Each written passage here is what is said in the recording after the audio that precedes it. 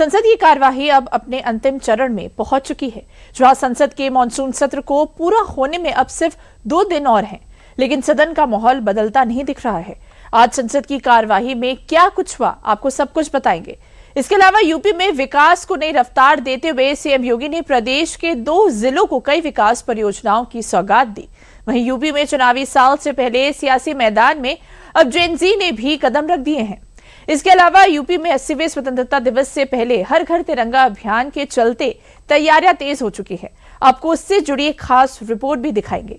खबर देश में मौसम के हाल से लेकर कोलंबिया में आए भूकंप के असर तक की है, लेकिन बुलेटिन की शुरुआत करेंगे संसद की कार्यवाही से।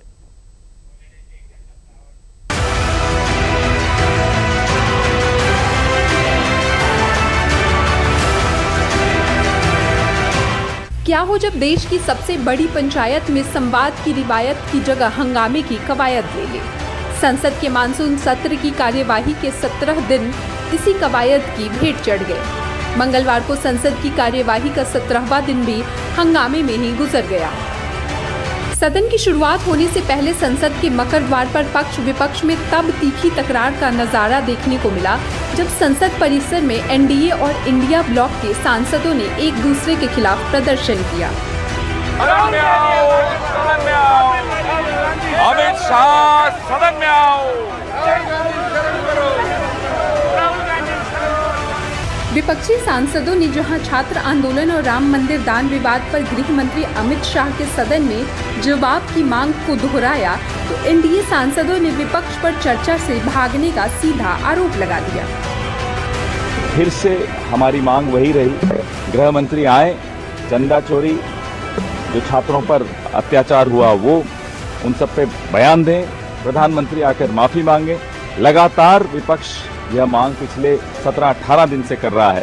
सदन में गतिरोध जारी है और बाहर आकर केवल ये प्रदर्शन करके हेडलाइन देके चले जाते हैं। जब गृह मंत्री जवाब देने के लिए तैयार हैं तो कांग्रेस पार्टी और विपक्ष सुनने के लिए तैयार क्यों नहीं है। इन्होंने बार बार अपना गोल पोस्ट चेंज किया है, कभी नीट पे चर्चा, कभी मंत्री का इस्तीफा, कभी गृह मंत्री का जवाब, कभी पीएम से माफी।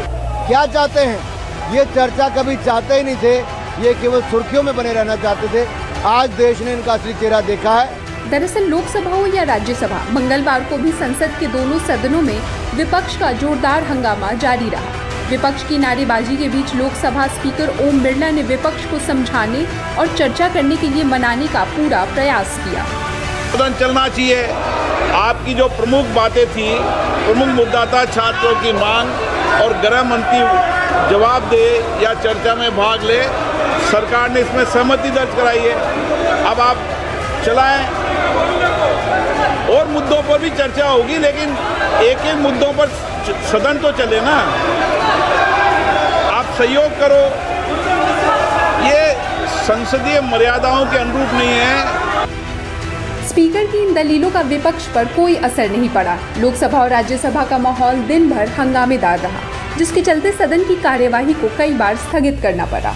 हालांकि हंगामे के बीच ही सरकार ने केरल नाम परिवर्तन विधेयक 2026 और नेशनल कोऑपरेटिव डेवलपमेंट कॉर्पोरेशन संशोधन विधेयक 2026 लोकसभा में पास करा लिया।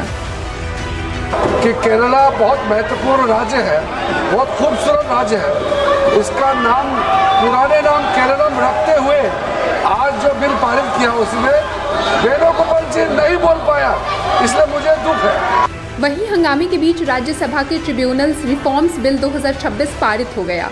सोमवार को ये बिल लोकसभा में बिना चर्चा के ही पारित हो गया था, जिसके बाद अब राज्यसभा से मंजूरी मिलने के बाद ये बिल लागू होने से सिर्फ एक कदम की दूरी पर है। अब इस बिल और मंगलवार को लोकसभा से पारित हुए दोनों विधेयकों से जुड़े अहम बातों पर भी एक नजर डाल लेते हैं।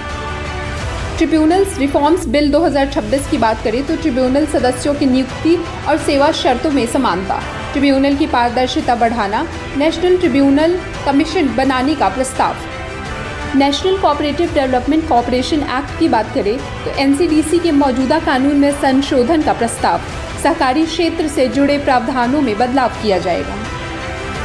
Kerala alteration of name bill की बात करें तो केरल का नाम केरलम बदलने का प्रस्ताव, नाम बदलने की प्रक्रिया के लिए कानूनी प्रावधान किए जाएंगे। वहीं राष्ट्रपति द्रौपदी मुर्मू ने मंगलवार को वंदे मातरम बिल को मंजूरी दे दी है। ये बिल 24 जुलाई को राज्यसभा में पेश किया गया था। वहां से पारित होने के बाद राष्ट्रपति के पास पहुंचा और अब राष्ट्रपति की मंजूरी के साथ ही ये बिल कानून बन चुका है। इस कानून के असर की बात करें तो इस बिल के कानून बनने के बाद राष्ट्रीय गीत वंदे मातरम को राष्ट्रगान जन गण मन के बराबर कानूनी सुरक्षा मिल गई है। ये कानून 1971 के राष्ट्रीय सम्मान के अपमान से रोकने वाले कानून में संशोधन करता है। इसके तहत वंदे मातरम की गायन में जानबूझकर बाधा डालना, किसी सभा को इस गाने से रोकना या इसका कानून के दायरे में आने वाला अपमान करना अपराध होगा। ऐसे मामलों में 3 साल तक जेल, जुर्माना या दोनों की सजा हो सकती है। दूसरी या बाद के दोष सिद्ध मामलों में कम से कम 1 साल की सजा का प्रावधान है। फिलहाल मंगलवार को एक बार फिर जोरदार हंगामे के चलते संसद के दोनों सदनों की कार्यवाही समय से पहले ही बुधवार तक के लिए स्थगित कर दी गई है। लगातार हो रहे विरोध और नारेबाजी के कारण मंगलवार को पूरे दिन सदन में कामकाज प्रभावित रहा। सदन के मानसून सत्र में अंतिम 2 दिन शेष है। अब देखना यह होगा कि इन 2 दिनों की कार्यवाही के दौरान सदन में संवाद की आवाज का जोर कितना दिखता है।